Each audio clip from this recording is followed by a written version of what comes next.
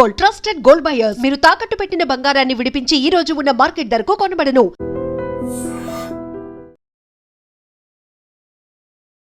ఒక మనిషి ఎంత ఎత్తుకు ఎదగాలో అంతకు మించే ఎదిగాడు. మానసికంగా, శారీరకంగా అలసిపోయినా పట్టుదల, ఆత్మవిశ్వాసం అనే ఆయుధాలను మాత్రం వదల్లేదు.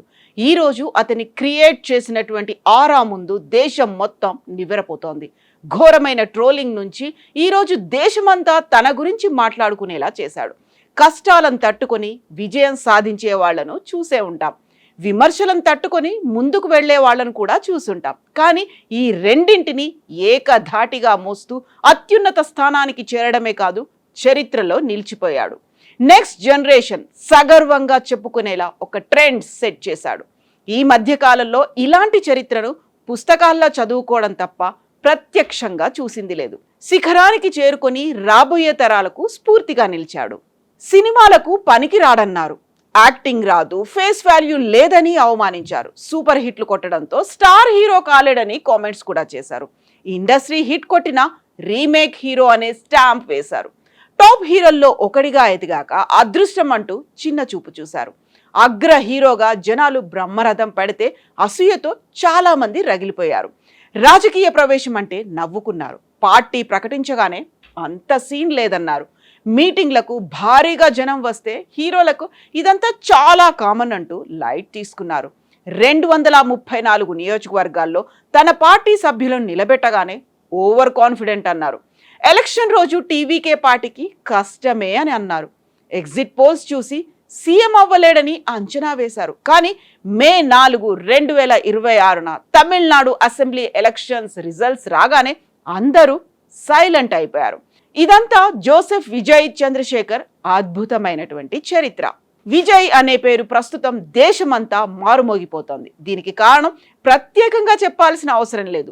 తమిళనాడులో 2026 ఎలక్షన్స్లో ఘన విజయం సాధించి ఒక్కసారిగా సంచలనంగా నిలిచాడు విజయ్. ఇప్పుడు తమిళనాడులోనే కాదు, ఓవరాల్గా భారతదేశంలోనే హాట్ టాపిక్గా మారాడు. ఎక్కడి నుంచి కెరీర్ స్టార్ట్ చేసి ఎంత ఎత్తుకు ఎదిగాడో తెలిస్తే గూస్ బంప్స్ రావడం ఖాయమనేలా అతని జీవితం ఉంటుంది. ఒక సినిమాలో ఎన్ని మలుపులుంటాయో తెలియదు, కానీ విజయ్ కెరీర్లో మాత్రం అంతకు మించినటువంటి టర్నింగ్ పాయింట్స్, ట్విస్టులు కూడా ఉన్నాయి. 30 సంవత్సరాల సినీ రాజకీయ కెరీర్ వేరే లెవెల్లో ఉంటుంది. విజయ్ అంటే విజయం కాదు, విప్లవం అనేలా నిరూపించాడు. తమిళనాడులో సినిమా హీరోలకి నెక్స్ట్ లెవెల్ క్రేజ్ ఉంటుంది, కానీ తమ నటనతో జనాల్లోకి వెళ్ళడం అంత సామాన్యమైన విషయం కాదు. అలాంటి క్రేజ్ సంపాదించుకోవడం చాలా కష్టం. అయితే ఒక్కసారి జనాలు తనవాడు అనుకుంటే నెత్తిన పెట్టుకొని చూసుకుంటారు. జేజేలు కొట్టడమే కాదు, దేవుడిలా ఆరాధిస్తారు. పూనకం వచ్చినట్లు ఊగిపోతారు. హీరోల పిచ్చి దాదాపు ప్రతి ఇండస్ట్రీలో ఇలానే ఉన్నా తమిళ్లో మాత్రం ఫ్యాన్స్ అభిమానం పీక్స్లో ఉంటుంది. ఎందుకంటే తమిళ ప్రజలకు ప్రాంతీయ భావాలు ఎక్కువగా ఉంటాయి. అలాంటి తమిళ ప్రజల గుండెల్లో విజయ్ ఎలా స్థానం సంపాదించాడో చూద్దాం. చంద్రశేఖర్, శోభా దంపతులకు జూన్ 22న విజయ్ 1974లో జన్మించాడు. తండ్రి సినిమా డైరెక్టర్ కావడంతో విజయ్ హీరో ఎంట్రీగా ఎలాంటి అడ్డంకి రాలేదు. చాలా ఈజీగా విజయ్ సినిమాల్లోకి వచ్చాడు. 1984లో వెట్రి సినిమాకు డైరెక్టర్ విజయ్ నాన్నగారు కావడంతో తన కొడుకుకి ఈ సినిమాలో చిన్నప్పటి హీరో రోల్ ఇచ్చారు. ఆ తర్వాత తన డైరెక్షన్లో విజయ్ను హీరోగా ఇంట్రడ్యూస్ చేయడం గమనించాల్సిన విషయం. 1992లో 18 ఏళ్ల వయసులో విజయ్ మొదటిసారిగా నాలయ తీర్పు చిత్రంతో హీరోగా డెబ్యూ చేశారు. అయితే తొలి సినిమాకే తీవ్ర విమర్శలు వచ్చాయి. ఈ సినిమాలో తన యాక్టింగ్ తోనే హీరో ఫేస్ కాదంటూ కించపరిచారు. విజయ్ని చూసి నవ్వుకొని వారే లేరు. టాలెంట్ లేకుండా కేవలం పేరెంట్స్ సహాయంతో నెట్టుకొస్తున్నాడనే కామెంట్స్ ఎక్కువగా వినిపించాయి. తమిళంలో అప్పటికే చాలా మంది సూపర్ స్టార్స్ ఉండడంతో విజయ్ను డైరెక్ట్ చేయడానికి ఎవరూ ఆసక్తి చూపించలేదు. దీంతో కొడుకు బాధ్యతలను పూర్తిగా తమ తల్లిదండ్రులే తీసుకున్నారు. తొలి 4 సినిమాల్లో అమ్మ కథ రాయడం, నాన్న డైరెక్ట్ చేయడం, ఇదే రిపీట్ అవుతూ వచ్చింది. దీంతో విజయ్ ఫ్యామిలీ నుంచి బయటికి వచ్చి సోలో హీరో కావడానికి చాలా టైం పట్టింది. 1994లో రాసిగం అనే సినిమా సూపర్ హిట్ కావడంతో విజయ్ సినిమా కెరీర్ ముందుకు సాగింది. ఈ సినిమా తర్వాత విజయ్ వేరే డైరెక్టర్స్ తో పనిచేసే అవకాశం వచ్చింది. ఇక అక్కడి నుంచి తన పేరెంట్స్ సపోర్ట్ లేకుండా ఒక్కో మెట్టు ఎదగడం స్టార్ట్ చేశాడు.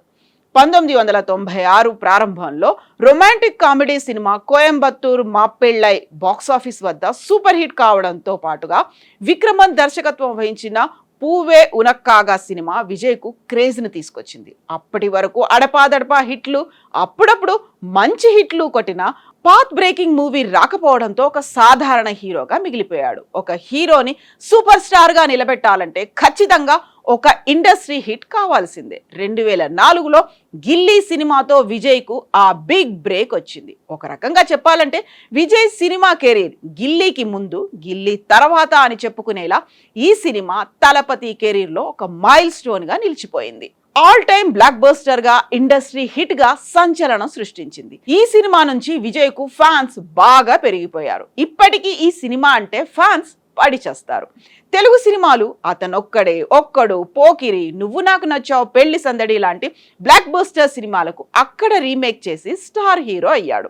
2007లో వచ్చిన పోకిరితో పాటుగా విజయ్ హిట్లు కొట్టిన చాలా సినిమాలు తెలుగు సినిమా రీమేక్స్ కావడంతో విమర్శలు ఆగలేదు.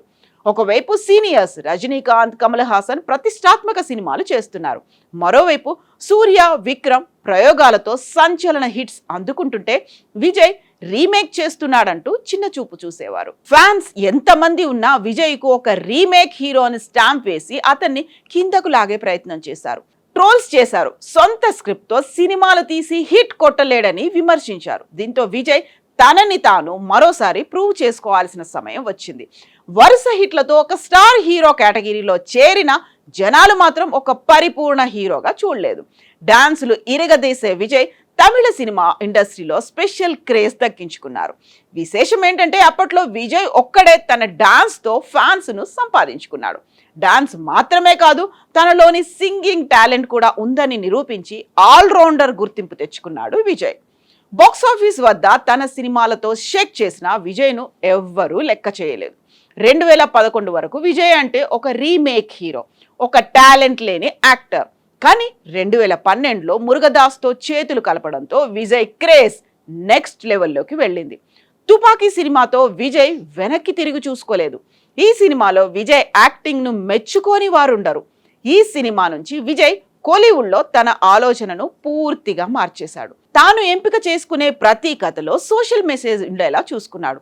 ఇక్కడి నుంచి విజయ్కు ఫ్యాన్స్ పెరుగుతూ వచ్చారు. మురుగదాస్తోనే కత్తి సినిమా తీసి విజయ్ అంటే ఇది అని నిరూపించాడు. ముఖ్యంగా యూత్ విజయ్ సినిమాలు అంటే పిచ్చి పిచ్చిగా ఎగబడేవారు. జనాలు అభిమానించడం మానేసి ఆరాధించడం మొదలుపెట్టారు. విజయ్ అని మానేసి ఫ్యాన్స్ పూర్తిగా మా తలపతి అంటూ మెంటలెక్కిపోయేవారు. సినిమా టాక్ ఎలా ఉన్నా అలవోకగా 100 కోట్లు వచ్చేవి. విజయ్ విధ్వంసంతో బాక్సాఫీస్ షేక్ అయ్యేది. డైరెక్టర్ ఆట్లీతో చేసిన 3 సినిమాలు విజయ్ను నెంబర్ 1 హీరోగా నిలబెట్టాయి. మెర్సెల్ సినిమాతో కోలీవుడ్లో అగ్ర హీరోగా ఎదిగాడు. ప్రతి సినిమాలో సోషల్ మెసేజ్తో ఒక కొత్త అనుభూతి ఇచ్చేవాడు. ఒకవైపు కమర్షియల్ ఎలిమెంట్స్తో పాటుగా మరోవైపు సినిమాలో మెసేజ్ ఇస్తూ మోస్ట్ సక్సెస్ఫుల్ హీరోగా అవతరించాడు. ఇక్కడ చెప్పుకోవాల్సిన మరొక విషయం ఉంది. అది విజయ్ వరుసగా హిట్లు కొడుతున్న సమయంలో కోలీవుడ్ టాప్ హీరోలు రజనీకాంత్, కమల్ హాసన్, విక్రమ్, అజిత్ వరుస ఫ్లాప్లతో పూర్తిగా ఢీలా పడిపోయారు. కమర్షియల్ హీరో అంటే విజయ్ ఒక్కడే కనిపించాడు. డెబ్యూ డైరెక్టర్లు ఆయన విజయ్తో సినిమాలు తీస్తే స్టార్ డైరెక్టర్ రేంజ్కు వెళ్ళిపోయేవారు. విజయ్తో సినిమా అంటే మినిమం గ్యారంటీ హిట్ అనేలా దూసుకెళ్లాడు. సినిమా టాక్ కొంచెం అటు ఇటు ఉన్నా సరే ఫ్యాన్స్ మాత్రం తమ భుజాలపై మోసేవారు. యూత్ నుంచి లేడీ ఫాలోయింగ్ విజయ్కు బాగా పెరిగింది. విజయ్ను ఇష్టపడని వారంటే ఎవరూ లేరనే స్థాయికి ఎదిగాడు. విజయ్ చేసిన చివరి 4 సినిమాల టాక్ ఆశించిన స్థాయిలో లేకపోయినా అతనికి ఉన్న విపరీతమైన ఫాలోయింగ్ కారణంగా బాక్సాఫీస్ వద్ద బంపర్ హిట్ కొట్టాయి. తుపాకీ, కత్తి, ఏజెంట్ భైరవ, తేరి, మెర్సల్, బిగిల్, సర్కార్ ఇలా తన ప్రతి సినిమాలో సామాజిక అంశాలను ప్రస్తావించాడు. భయంకరమైన కోవిడ్ సమయంలో మాస్టర్ రిలీజ్ అయిన విజయ్ క్రేజ్ దెబ్బకు వసూళ్ల వర్షం కురిసింది. బీస్ట్ కు ఫ్లాప్ టాక్ వచ్చిన విజయ్ క్రేజ్ తో అలవోకగా 300 కోట్లు వచ్చి చేరాయి. మాస్ హీరోగా పేరున్న వారసుడు సినిమాతో ఫ్యామిలీ సినిమా తీసి బిగ్ హిట్ కొట్టాడు. లియో అంచనాలను అందుకోకపోయినా ఏకంగా 620 కోట్లను, గోట్ సినిమాపై విమర్శలు వచ్చినా దాదాపుగా 500 కోట్లు వసూలు చేసిందంటే విజయ్ స్టామినా అనే చెప్పుకోవాలి. ప్రజల్లో ఎంతో ఫాలోయింగ్ సంపాదించుకున్న విజయ్ ఇక పూర్తిగా రాజకీయాల్లోకి రావాలని నిర్ణయించుకున్నాడు. 2009లోనే విజయ్కు భారీగా ఫ్యాన్స్ ఏర్పడ్డారు. దీంతో ఇక్కడి నుంచే విజయ్ రాజకీయానికి బీజం పడింది. 2009లో విజయ్ తన అభిమాన సంఘం విజయ్ మక్కల్ ఇయక్కంను ప్రారంభించాడు. ఈ సంస్థ 2011 తమిళనాడు అసెంబ్లీ ఎన్నికల్లో ఏఐఏడిఎంకే నేతృత్వంలోని కూటమికి సపోర్ట్ చేసింది. రాజకీయాల్లో తాను ఎందుకు వచ్చాడో కారణం కూడా క్లియర్గా చెప్పుకొచ్చాడు. తనను 30 ఏళ్లుగా ఆదరిస్తూ వస్తున్న అభిమానుల శ్రేయస్సు కోసం రాజకీయాల్లోకి వస్తున్నానని భారీ ప్రకటన చేశాడు.